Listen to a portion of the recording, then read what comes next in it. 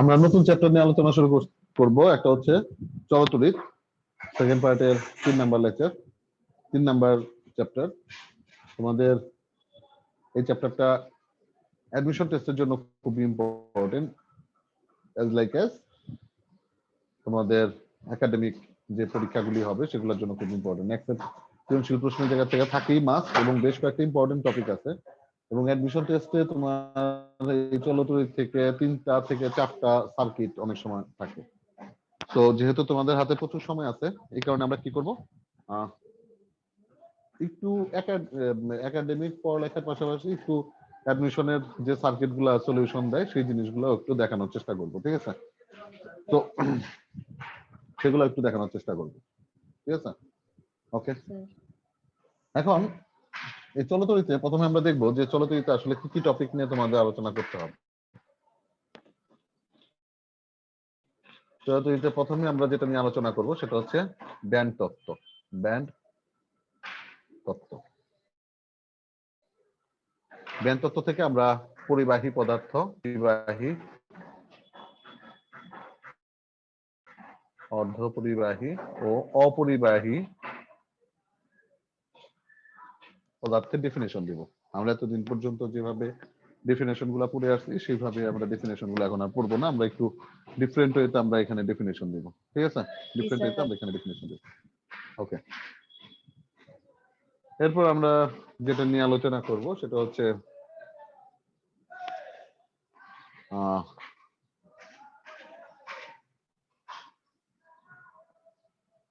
Band তত্ত্বের পরে আমরা তড়িৎ প্রবাহ কি, তড়িৎ প্রবাহ কি সেটা নিয়ে আমরা আলোচনা করব। এরপর আমরা আলোচনা করব তারণ বেগ নিয়ে, তারণ বেগ বা drift, drift velocity, drift velocity নিয়ে আমরা আলোচনা করব। এরপর আমরা আলোচনা করব ওহমের সূত্র, ওহমস ল, ওহমের সূত্র নিয়ে আমরা আলোচনা করব। দেন আমরা আলোচনা করব ওহমের সূত্রের পরে রোধ, রোধ নিয়ে ডিটেইলে আলোচনা আছে। রোধ কি, রোধ কি কাজ করে, তারপর হচ্ছে রোধ চেনার উপায়, এই সব জিনিসপত্র নিয়ে আমরা আলোচনা করব। এরপর হচ্ছে রোধের সাথে তাপমাত্রা সম্পর্ক,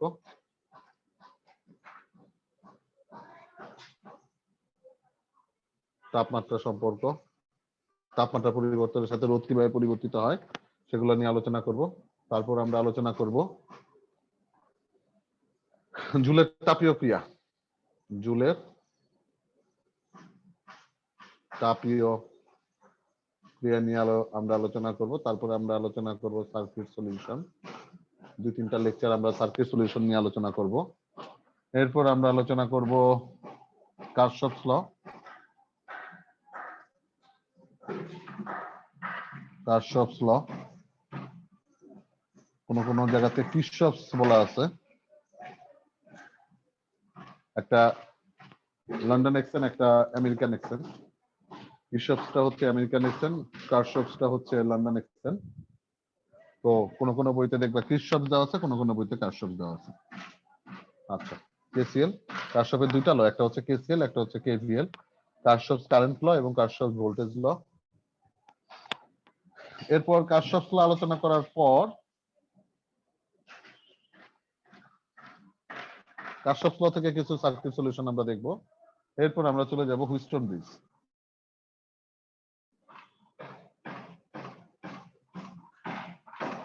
হুইস্টন ব্রিজ, হুইস্টন ব্রিজ থেকে আমরা আলোচনা করব হুইস্টন ব্রিজের নীতি থেকে আমরা আলোচনা করব মিটার ব্রিজ। তারপর হচ্ছে পটেনশিওমিটার,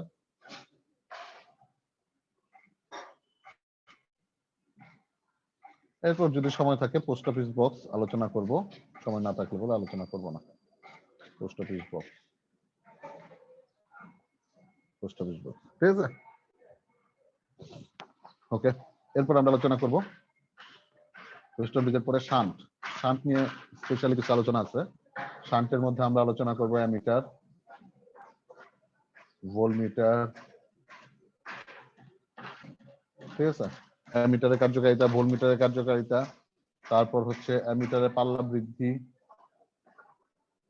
ভোল্টমিটারের পাল্লা বৃদ্ধি, এই জিনিসগুলো পত্র নিয়ে আমরা আলোচনা করব। তো দেখো আমাদের মোটামুটি বেশ কিছু আলোচনা আছে এই চলতরিতের মধ্যে এবং বেশ কয়েকটা নতুন নতুন টপিক নিয়ে আমরা আলোচনা করতেছি, ঠিক আছে। আমরা যখন পড়ালেখা করছি তখন এই চলতরিত চ্যাপ্টারটা বেসিক্যালি দুইটা অংশে বিভক্ত ছিল। একটা হচ্ছে তড়িৎ প্রবাহের তাপীয় ক্রিয়া নামক একটা চ্যাপ্টার ছিল, আর একটা চ্যাপ্টার ছিল বিদ্যুৎ প্রবাহ ও বর্তনী। এই দুইটা চ্যাপ্টারকে অ্যাকুমুলেট করে এখন একটা চ্যাপ্টার বানানো হয়েছে, ঠিক আছে। শুধুমাত্র তড়িৎ প্রবাহ, শুধুমাত্র চলতরিত, এই চ্যাপ্টারটা বানানো হয়েছে, ঠিক আছে। আচ্ছা, সবাই তোলা হয়েছে? তুলছো সবাই? হ্যালো। জি স্যার। স্যার স্যার মিটার ব্রিজের পরে কি দেখলেন? মিটার ব্রিজের পরে পটেনশিওমিটার, পটেনশিওমিটার, মিটার ব্রিজের পরে পটেনশিওমিটার, মিটার ব্রিজের পরে পটেনশিওমিটার। আচ্ছা, মার্চের বেতন কারা কারা ক্লিয়ার করছে? চান মিউট হয়ে থাকো না।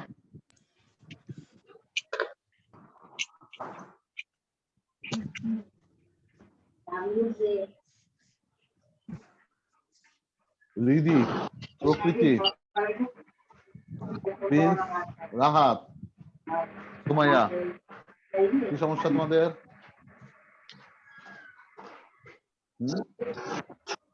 আচ্ছা, কয় তারিখ মাসের? তুমি চিন্তা করো তো। 30 তারিখ আজকে। একটা মাসের বেতন 30 তারিখ পর্যন্ত যদি না দাও তাহলে আমি কি খাবো বলো? বাতাস খাবো? স্যার আমি বেতন দিয়ে দিচ্ছি। হ্যাঁ, তাহলে কারা কারা দেও নাই? যারা যারা দেও নাই তারা আজকের মধ্যে বেতন ক্লিয়ার করবা। আর যদি সমস্যা থাকে তাহলে গার্ডেনদের ফোন দিতে বলবা, ঠিক আছে। ম্যাক্সিমাম আমি কালকে পর্যন্ত তোমাদের ডেট দিচ্ছি, কালকের মধ্যে বেতন ক্লিয়ার করবা। যারা যারা বেতন দেও নাই তারা কালকের মধ্যে বেতন ক্লিয়ার করবা। নেক্সট ক্লাসে যেন না দেখি যে কারো বেতন বাকি আছে, ঠিক আছে। কাল যেতে থাকে। ওকে, তাহলে প্রথমে আমরা যেটা নিয়ে আলোচনা করবো সেটা হচ্ছে ব্যান্ড তত্ত্ব। স্যার আপনি কি ময়মনসিংহ? হ্যাঁ হ্যাঁ, আমি ময়মনসিংহ। আমার সঙ্গে কালকে চলে আসছে, মানুষের থেকে কালকে চলে আসছে। ওই যে সেকেন্ড পেপারের শীটগুলো সূত্রের শীটগুলো স্যার লাগছিল। হ্যালো স্যার, সূত্রের শীট তো হার্ড কপি দেওয়া হয়েছিল কিনা আমি ঠিক জানি না। আচ্ছা, আমাদের আজকে কে কথা বলতেছো? স্যার আমি বলতেছি রাহাত। রাহাত, আজকে রাত হলো 11টার দিকে একটু ফোন দিও না। Okay sir. ঠিক আছে, 11টার দিকে একটু ফোন দিও। আমি দেখবো যদি সফট কপি থাকে আমি আপলোড দিয়ে দিব। ঠিক আছে। দেখো, ব্যান্ড তত্ত্ব, ব্যান্ড তত্ত্বটা কি?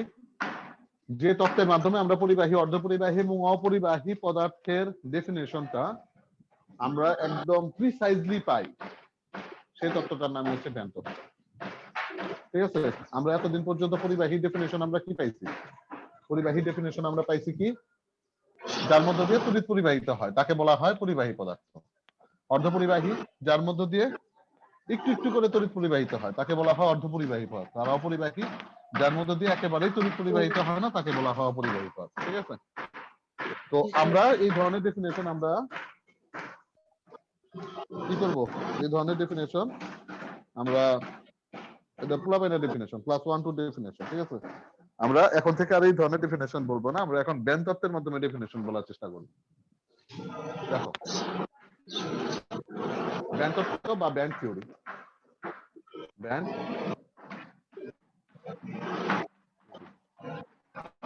তোমাদের কলেজ খোলার ব্যাপারে কোনো সার্কুলার আছে বা কলেজ খোলার ব্যাপারে মিডিয়াতে কিছু বলছে? না স্যার।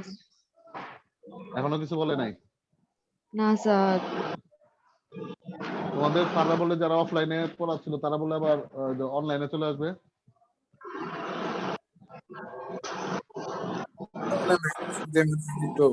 হ্যাঁ হ্যাঁ হ্যাঁ হ্যাঁ হ্যাঁ, অফলাইন থেকে অনলাইনে পড়াবে এই কথা বলে নাই, বলছে যে মানে স্বাস্থ্যবিধি মাইনে চলার জন্য। ও, বিরাট স্বাস্থ্যবিধি মানা হয়, তাই না? প্রাইভেটে গেলে পরে এক ব্যাচে কতজন করে পড়ো প্রাইভেটে?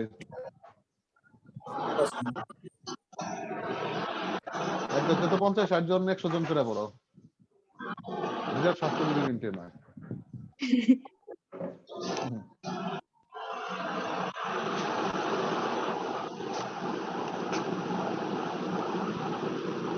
দেখো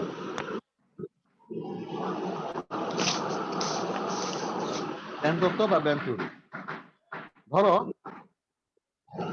সোডিয়াম পরমাণু আমি উঠাও, সোডিয়াম পরমাণুর পারমাণবিক সংখ্যা হচ্ছে 11, তাই না? জি স্যার।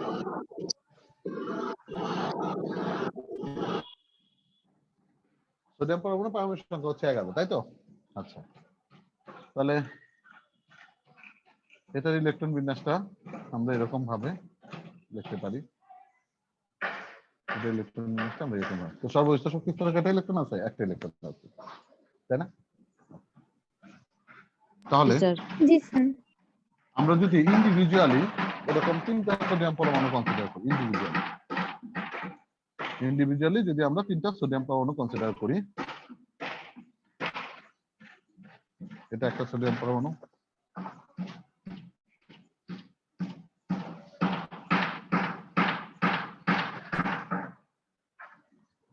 এটা একটা সোডিয়াম পরমাণু। ইন্ডিভিজুয়ালি আমরা 3টা সোডিয়াম পরমাণু কনসিডার করলাম। এটা একটা, এটা এটা একটা সোডিয়াম পরমাণু, 1 নম্বর সোডিয়াম পরমাণু, এটা হচ্ছে 2 নম্বর সোডিয়াম পরমাণু এবং এটা হচ্ছে 3 নম্বর সোডিয়াম পরমাণু। ওকে, তাহলে এটা হচ্ছে 1 নম্বর সোডিয়াম পরমাণু, এটা হচ্ছে 2 নম্বর সোডিয়াম পরমাণু এবং এটা হচ্ছে 3 নম্বর সোডিয়াম পরমাণু। এরকম আরো শত শত সোডিয়াম পরমাণু আছে, ঠিক আছে? আচ্ছা, এটা হচ্ছে সোডিয়াম পরমাণু প্রথম শক্তি স্তরের শক্তি, এটা হচ্ছে দ্বিতীয় শক্তি স্তরের শক্তি এবং এটা হচ্ছে তৃতীয় শক্তি স্তরের শক্তি। প্রথম সোডিয়াম পরমাণু প্রথম শক্তি স্তরের শক্তি যা হবে, দ্বিতীয় সোডিয়াম পরমাণু প্রথম শক্তি স্তরের শক্তি একই রকমই হওয়ার কথা না চেঞ্জ হওয়ার জি কথা? জি স্যার। স্যার। একই রকম হওয়ার কথা। একই রকম। একই রকম। তৃতীয় সোডিয়াম পরমাণুর একই রকম, চতুর্থ সোডিয়াম পরমাণুর একই রকম, তাই না? যার কারণে প্রথম শক্তি স্তরের শক্তি, এখানে যদি আমি 1 কোটি ইন্ডিভিজুয়াল পরমাণু যদি কনসিডার করি, 1 কোটি ইন্ডিভিজুয়াল পরমাণু যদি আমি কনসিডার করি,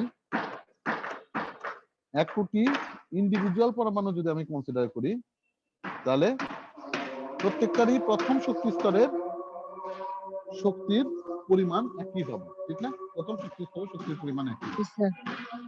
তার মানে আমি এখানে একটা স্ট্রেট লাইন পাবো,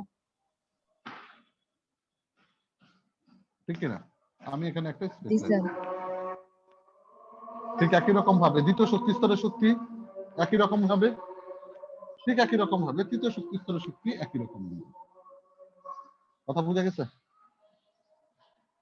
জি স্যার। কথা কি বোঝা গেছে? স্যার। জি স্যার। যখন আমি আলাদা আলাদা করে সোডিয়াম পরমাণুগুলি কনসিডার করতেছি, তখন প্রথম শক্তি স্তরের শক্তি, দ্বিতীয় শক্তি স্তরের শক্তি, তৃতীয় শক্তি স্তরের শক্তি আমরা একই রকমই পেলাম, একই রকমই আমরা পেলাম। কথা ক্লিয়ার? Okay sir. জি স্যার। এখন আমি যদি একটা সোডিয়াম বার কনসিডার করি, সোডিয়াম বার,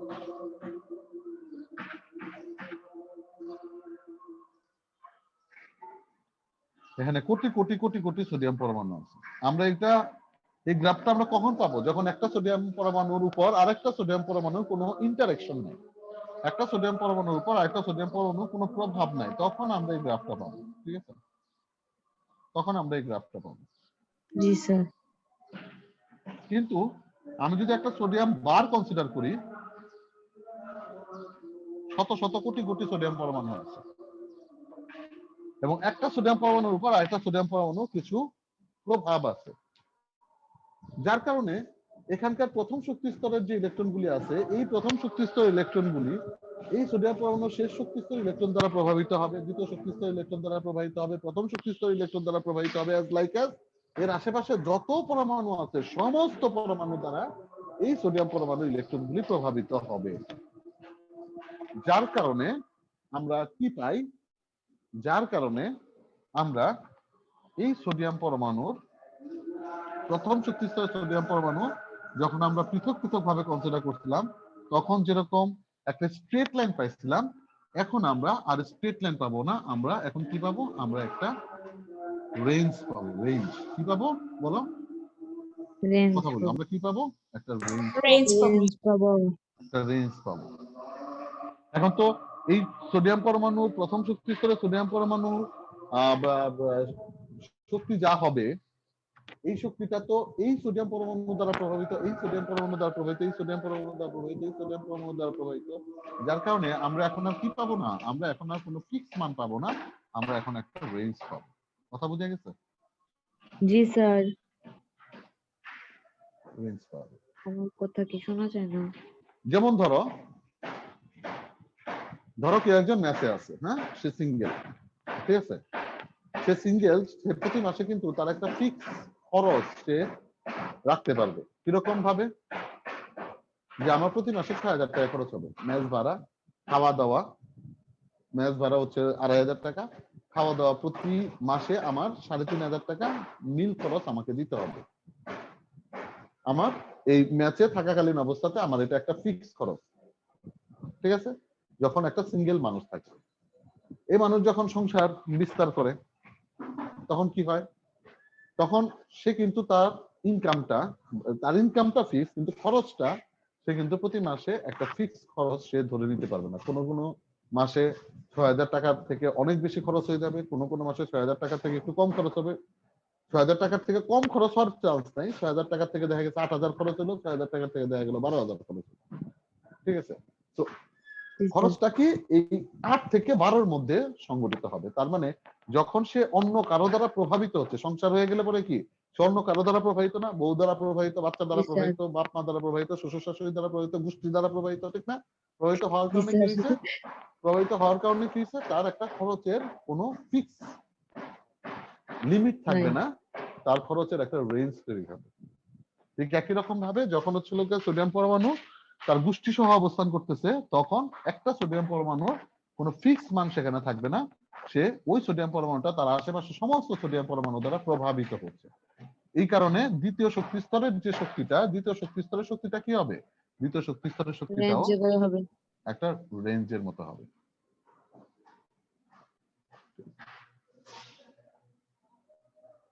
ওকে, তৃতীয় শক্তি স্তরের শক্তিটার মধ্যে জি স্যার। একটা রেঞ্জ তৈরি হবে, একটা রেঞ্জ তৈরি হবে।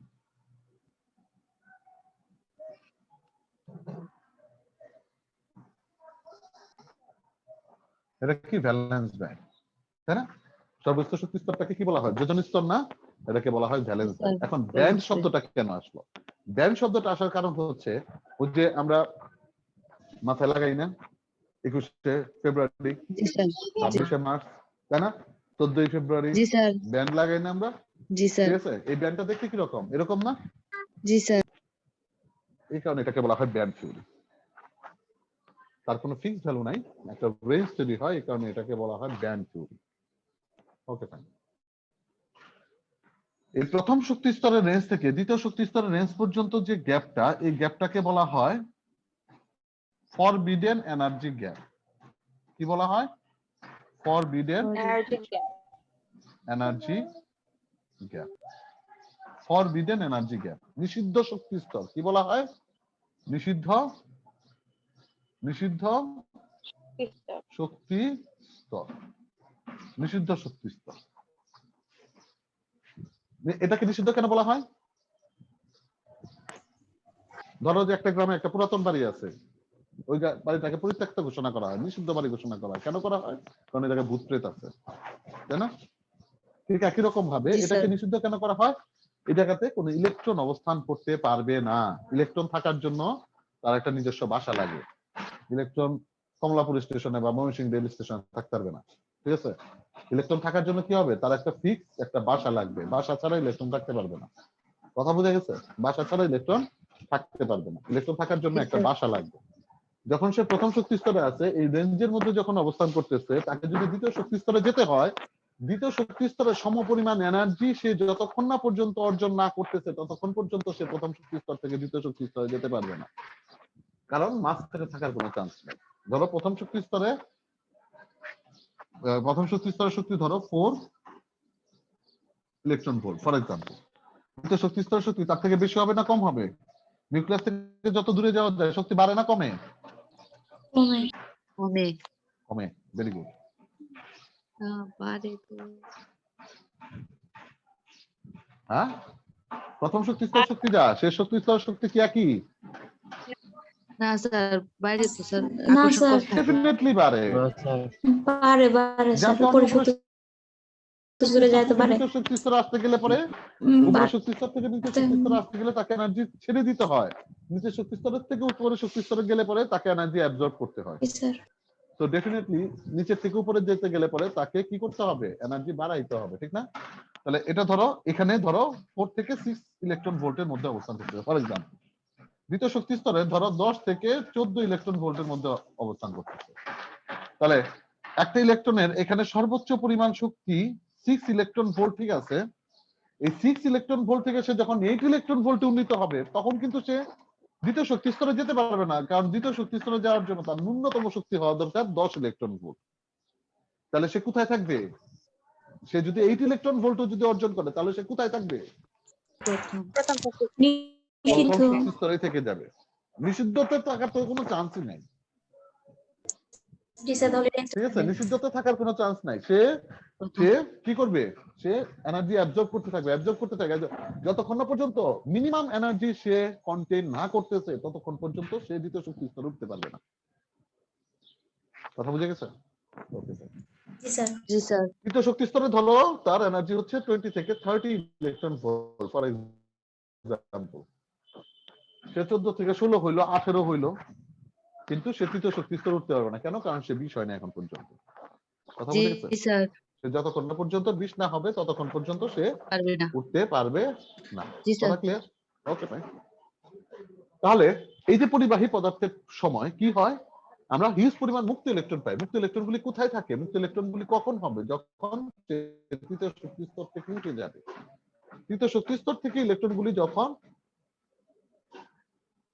কি, এটা কি চতুর্থ শক্তি স্তর? না, এটার নাম কি? এটার নাম হচ্ছে কন্ডাকশন ব্যান্ড। কি নাম? Conduction band. কন্ডাকশন ব্যান্ডের নাম কি? কন্ডাকশন ব্যান্ড হচ্ছে পরিবহন স্তর। যে স্তরে থেকে ইলেকট্রন পরিবাহিত হয়, যে স্তরে থেকে ইলেকট্রন কি হয়? পরিবাহিত হয়। পরিবাহিত হয় মানে কি? চলাচল করে, পরিবহন করার ক্ষমতা লাভ করে, মুক্ত হয়ে যায়। এখানে তো সে মুক্ত না।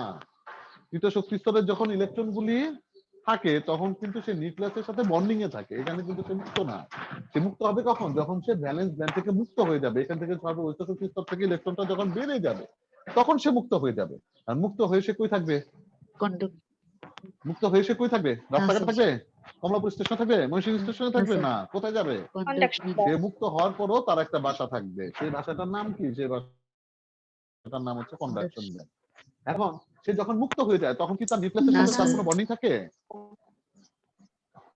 হ্যাঁ, তোমাদের ধরো তোমার বাপ মা ত্যায্য করে দিল, তুমি এখন মুক্ত হয়ে গেছো ফুরফুরা, ঠিক আছে? তুমি কই যাবা? ডেফিনেটলি তুমি নিজে একটা বাসা ভাড়া করবা। তোমার ত্যায্য করে দেওয়ার পরে তোমার বাপ মার লগে কি আর কোনো সম্পর্ক থাকবে? না স্যার। না। ঠিক একই রকম ভাবে এই ইলেকট্রনগুলি যখন মুক্ত হয়ে যায় তখন নিউক্লিয়াস তাকে ত্যায্য করে দেয়। ত্যায্য করে দেওয়ার ফলে কি হয়? ওই নিউক্লিয়াসের সাথে তার আর কোনো বন্ডিং থাকে না। তাহলে এই কন্ডাকশন ব্যান্ডটা কি? এই পরমাণু কোন একটা নিউক্লিয়াসের বন্ডিং যুক্ত স্তর, শক্তি স্তর, নাকি হচ্ছিল গেছে একদম ফ্রি শক্তি স্তর? কোনটা? এটার সাথে তো নিউক্লিয়াসের কোনো বন্ডিং নাই, তার মানে কি? এ হচ্ছে নিউক্লিয়াসের সাথে বন্ধন মুক্ত একটা শক্তি স্তর, কন্ডাকশন ব্যান্ড। যখনই সে কন্ডাকশন ব্যান্ডে চলে আসবে, তখন কি হবে?